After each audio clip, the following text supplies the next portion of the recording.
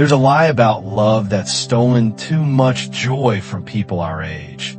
The lie that passion belongs only to the young. At 75 years old, my dear friend Clara made a discovery about intimacy that would make most young lovers blush with envy. And what she learned in those final decades, well, it changed everything I thought I knew about love after 60. Before we begin, if you've ever felt that society dismisses romance after a certain age, I need you to do something important. Take a moment to like this video and subscribe to The Elderly Life. Because what Clara uncovered isn't just beautiful, it's revolutionary. And I'll be sharing more life-changing perspectives like this every week. Clara's first lesson came to her in the quietest moments with Harold, her husband of 52 years. She described their Sunday mornings to me in vivid detail. How they'd sit together in companionable silence.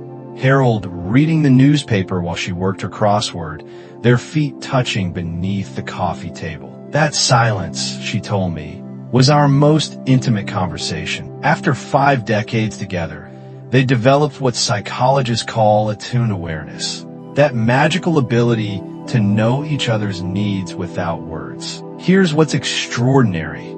This depth of connection didn't happen by accident. Clara cultivated it deliberately. Every morning, she'd observe how Harold held his coffee cup. Was his grip steady today? Did he wince slightly when turning the pages of his book? These subtle cues became her roadmap to his heart. And he did the same, noticing when she skipped her afternoon walk meant her arthritis was acting up, bringing her heating pad before she even thought to ask. But here's where most long-term couples stumble. They stop being curious about each other. Clara saw this as the great tragedy of aging love. At 68, newly widowed, she went on her first date with Charles. When conversation lulled at the cafe, she leaned across the table and asked, "What's one thing about yourself you've never told anyone?" That single question sparked a 7-year love story that lasted until Charles's passing. This is Clara's radical insight. Intimacy thrives on discovery. It's not about what you already know. It's about what you're still willing to learn. Tonight, try this with your partner or a dear friend. Ask a question you've never asked before. Not "how was your day?" but "what's one dream you tucked away that still whispers to you?" You might be surprised what doors this opens. Now let's address what makes so many couples uncomfortable.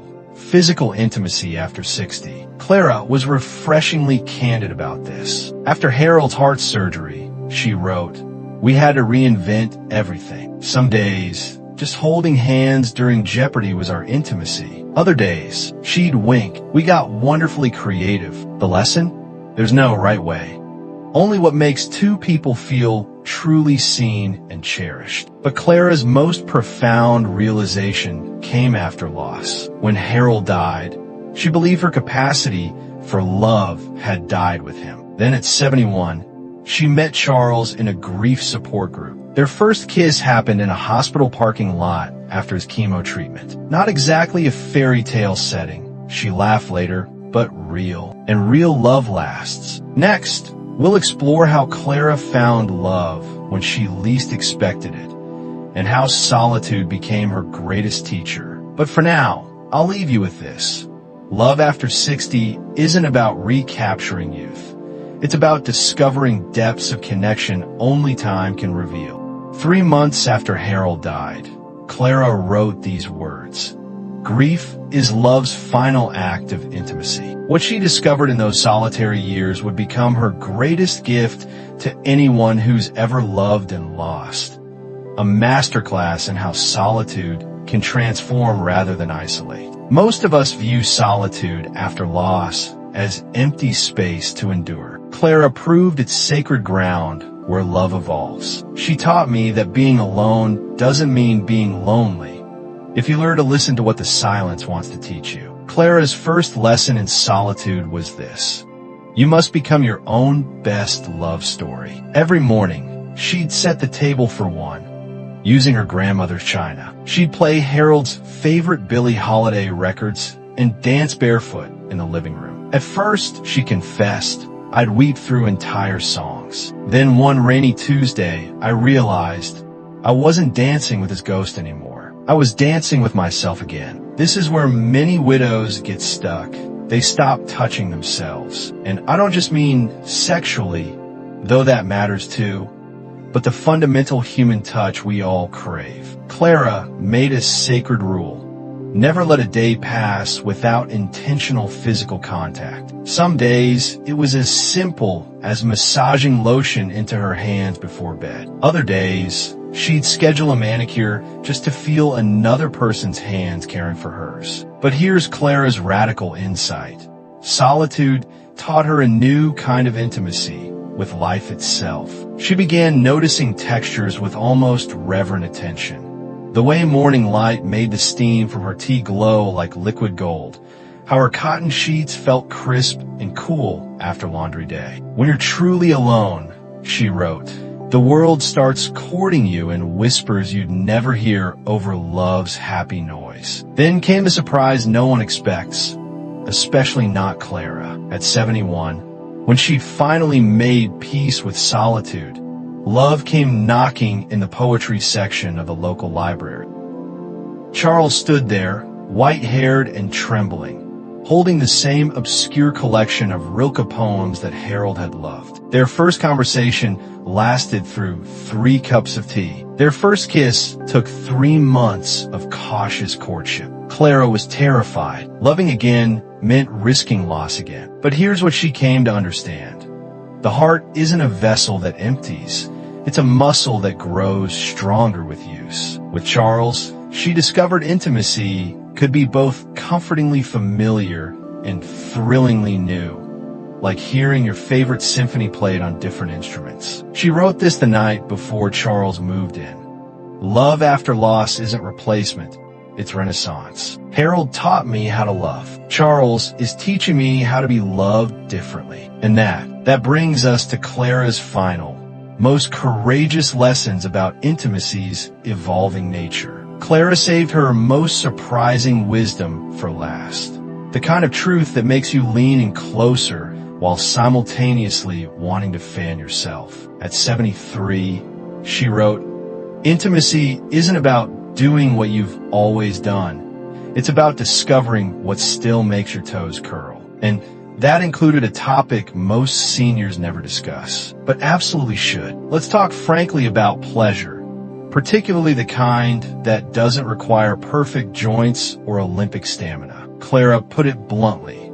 If you think oral intimacy is just for the young, darling, you're missing out on one of aging's great luxuries. Her point wasn't about the act itself.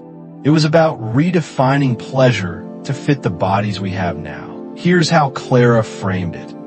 As our bodies change, so must our ideas of sensual connection. After Harold's bypass surgery, she wrote, our old routines became impossible, but slowing down, that became our greatest adventure. She discovered that touch on the neck or inner wrist could spark just as much electricity as anything from their youth. The mouth doesn't develop arthritis, she'd quip, and imagination doesn't collect social security. Clara's advice for couples?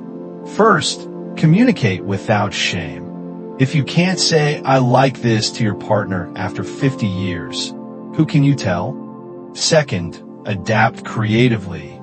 Pillows for support, warming massage oils, trying new times of day when energy is highest. And third, most importantly, approach it all with laughter. The first time we tried, and Harold's hearing aid started whistling, we giggled like newlyweds. That joy became part of the intimacy itself. But Clara's deepest lesson came after Charles passed. At 78, she wrote, love leaves its geography, not just on the heart, but on the skin itself. Every scar, every softness, every place that still responds to touch. These are the maps of lives well loved. So here's the truth Clara leaves us with.